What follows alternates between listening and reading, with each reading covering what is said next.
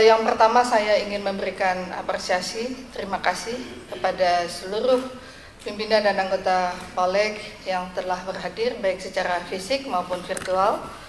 Dan juga kami mengucapkan terima kasih atas kesempatan yang telah diberikan kepada pengusul untuk hari ini bisa mempresentasikan tentang urgensi lahirnya Undang-Undang Larangan Minuman Beralkohol dalam kehidupan bernegara ini, yang merupakan harmonisasi penyambungan pembahasan yang tertunda di masa yang lalu.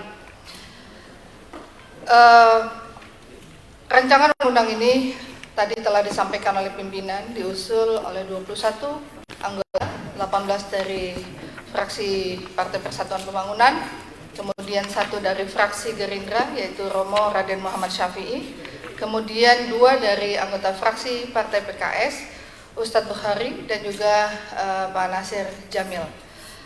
Izinkan saya lanjutkan langsung presentasi, mudah-mudahan kita bisa menyelesaikan secara adat dengan cepat sebagaimana harapan pimpinan tadi.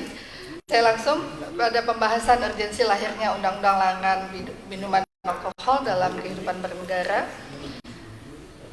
Latar belakang dan dasar filosofis pentingnya larangan minuman beralkohol. Yang pertama, spirit dalam Pancasila, yaitu sila pertama ketuhanan yang Maha Esa. Kita yakin dan percaya bahwa semuanya kita punya referensi dalam kehidupan bernegara, yaitu dengan berketuhanan. Dan kemudian spirit dan tujuan RUU tentang larangan minuman beralkohol ini selaras dengan tujuan negara, sebagaimana termaktub pada alinea keempat pembukaan Undang-Undang Dasar Negara Republik Indonesia tahun 1945, yaitu melindungi segenap bangsa Indonesia dan seluruh tumpah darah Indonesia, memajukan kesejahteraan umum, mencerdaskan kehidupan bangsa, ikut melaksanakan ketertiban dunia, dan berdasarkan kemerdekaan, perdamaian abadi, dan keadilan sosial. Dan kemudian, larangan minuman beralkohol hakikatnya adalah amanah konstitusi dan agama. Pada pasal 28H ayat 1 Undang-Undang Dasar Negara Republik Indonesia tahun 1945, Undang-Undang Dasar Negara Republik Indonesia 1945 yang membunyi, setiap orang berhak hidup sejahtera lahir dan batin, bertempat tinggal, dan mendapatkan lindungan hidup baik, dan berhak memperoleh pelayanan kesehatan. Sebagaimana juga dalam Al-Quran disebutkan, A'udzubillahi minasyaitonirrajim. Bismillahirrahmanirrahim.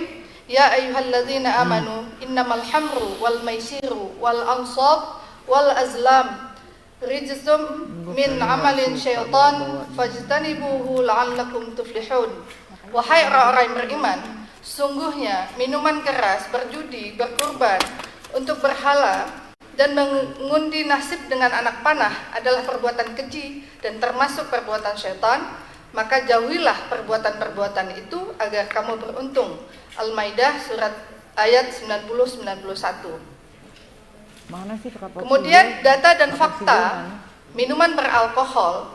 2011 data WHO menunjukkan sebanyak 2,5 juta penduduk dunia meninggal akibat alkohol, dan sekitar 9% dari kematian itu terjadi pada usia 15-29 tahun atau usia produktif. Kemudian 2014, konsumsi alkohol di dunia dapat menyebabkan kematian lebih dari 3,3 juta orang setiap tahunnya, atau 5,9% dari semua kematian. Dan kemudian untuk data di Indonesia, 2007, hasil riset kesehatan dasar Riskesdas, Kementerian Kesehatan Republik Indonesia, jumlah remaja pengkonsumsi minuman beralkohol masih di angka 4,9%. Pada laki-laki 8,8% dan perempuan 0,5%. 2014, hasil riset yang dilakukan oleh salah satu LSM, jumlahnya melonjak hingga angka 23% dari total jumlah remaja saat ini yang sekitar 63 juta jiwa atau sekitar 14,4 juta orang. Nah, kemudian akibat dampak besar yang sangat berbahaya tersebut, minuman beralkohol belum diatur secara spesifik dalam bentuk undang-undang dan hanya dimasukkan pada Kitab Undang-Undang Hukum Pidana (KUHP) dengan pasal yang sangat umum dan tidak disebut dengan tegas oleh undang-undang, yakni pada pasal 300 diatur dalam buku kedua bab 14 tentang kejahatan terhadap kesopanan. Pasal 492 diatur dalam buku ketiga bab 1, pelanggaran tentang keamanan umum bagi orang dan barang dan kesehatan umum. Pasal 536 diatur dalam buku ketiga bab 7, bab 6, pelanggaran tentang kesopanan. Kemudian penggunaan alkohol yang merugikan. Satu, yaitu penggunaan alkohol yang berlebihan. Jumlahnya tergantung standar setempat. Misalnya, minum lebih dari 6 kaleng bir per hari. Kemudian, pengguna alkohol yang berlebihan menyebabkan gangguan kesehatan fisik, misalnya penyakit hepa perdarahan, menurunnya fungsi SSP, kehilangan kesadaran sampai menimbulkan kematian. Kemudian gangguan psikologis, depresi atau anksietas, komplikasi psikiatris berat atau konsekuensi sosial yang merugikan berbagai bentuk perilaku kekerasan, kehilangan pekerjaan. Nggak usah respon. Nah, kalau kita bisa melihat tipologi alkohol dan MMA ini bisa dilihat secara baik secara etanol dari food grade, kemudian non food grade itu, kemudian secara domestik, impor dan sebagainya. Lanjut saja. Nah, penggolongan MMA ini kita bisa melihat ada golongan A kurang dari 5% sampai dengan whisky impor, itu semua mungkin kita semua pasti sudah tahu tentang ini. Lanjut. Nah, kontribusi MMA terhadap pendapatan negara dalam aspek perdagangan pendapatan minuman beralkohol bagi negara tidaklah sebanding dengan resiko yang ditimbulkan dari minuman beralkohol. Nah, ini jelas kita bisa melihat dalam aspek perdagangan pendapatan minuman ini, negara itu tidak sebanding karena resikonya jauh lebih tinggi dibanding dengan apa yang dampaknya. Jadi tabel 1 volume produksi dan impor berdasarkan pembayaran cukai tahun 2014, golongan A 262,5, golongan B itu 44,2, golongan C 4,3, total 311,0. Dan kemudian di 2015 kita bisa melihat dari penerimaan minuman ini dampak yang resiko yang kita hadapi ini jauh lebih besar. 2014 hanya totalnya 5 triliun 298 miliar 838 juta 542.780. Nah, sampai dengan 2016 peningkatannya hanya sedikit saja, 5 triliun 304 miliar 650 juta rupiah. Lanjut. Nah, secara regulasi minuman beralkohol di negara-negara muslim, regulasi minuman beralkohol satu yaitu melarang minuman beralkohol secara total. Contoh negara muslim ada Arab Saudi dan Brunei Darussalam. Kemudian 2, melarang minuman beralkohol bagi umat muslim saja. Ada Malaysia, Maroko, Turki, Abu Dhabi dan Iran.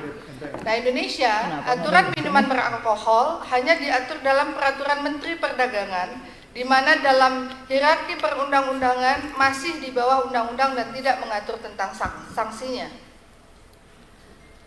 Contoh regulasi minuman beralkohol di Indonesia, yang pertama Keputusan Presiden nomor 3 tahun 1997 tentang pengawasan dan pengendalian minuman beralkohol. Kemudian 2, Permendak nomor 43 garing M strip 3 DAG garing per garing 9 garing 2009 tentang pengadaan, pengedaran, penjualan, pengawasan dan pengendalian minuman beralkohol.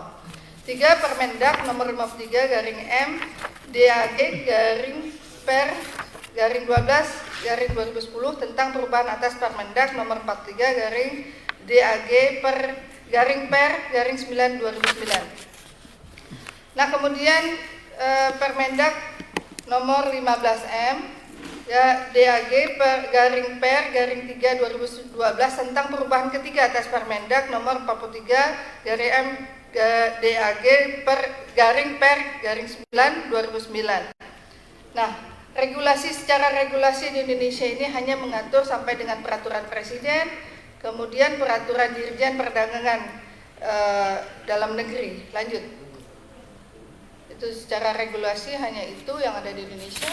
Anggota dari fraksi bersama anggota dari PKS dan Gerindra sebagai pengusul dengan tujuan rancangan undang-undang tentang larangan minuman beralkohol ini merupakan rancangan undang-undang usulan dari anggota dari fraksi P3, fraksi PKS dan fraksi Gerindra. Tujuannya melindungi masyarakat dari dampak negatif, menciptakan ketertiban dan ketentraman di masyarakat dari para peminum minuman beralkohol, menumbuhkan kesadaran masyarakat mengenai bahaya minuman beralkohol, menciptakan ketertiban dan ketentraman di masyarakat dari para peminum minuman beralkohol. Kemudian pengusul RUU larangan minuman beralkohol terdiri dari 21 orang. Yang pertama pengusul RUU larangan minuman beralkohol terdiri dari 21 orang dari 18 anggota fraksi P3, 2 fraksi PKS, 1 anggota dari fraksi Gerindra. Nah, surat permohonan harmonisasi dan pembahasan RUU larangan minol ini dibuat tanggal 24 Februari 2020 dan diterima oleh Balik pada tanggal 17 September 2020. Substansi RUU larangan minuman beralkohol. Pembahasan substansi RUU minuman beralkohol antara lain pembahasan RUU dibagi menjadi 7 klaster, yaitu 1 judul, klasifikasi minuman alkohol, larangan, 4 pengendalian, 5 pengawasan, 6 peran serta masyarakat, 7 ketentuan pidana, 8 penutup. Dan kemudian dinamika pembahasan RUU larangan minuman beralkohol, akhirnya setelah melalui beberapa dialog antara pimpinan pansus dan perwakilan fraksi, bab larangan dan pengendalian tetap dalam satu bab. Pengusul mengutamakan norma larangan dengan usulan tambahan sebagai berikut.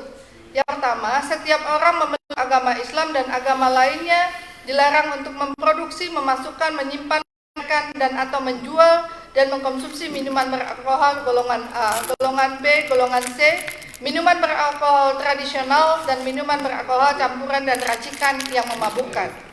Yang kedua, setiap orang akan menggunakan, membeli atau mengkonsumsi minuman beralkohol golongan A, golongan B, golongan C, minuman beralkohol tradisional dan minuman beralkohol campuran dan racikan untuk kepentingan terbatas, harus berusia minimal 21 tahun dan wajib menunjukkan kartu identitas pada saat beli di tempat-tempat yang diizinkan oleh peraturan perundang-undangan.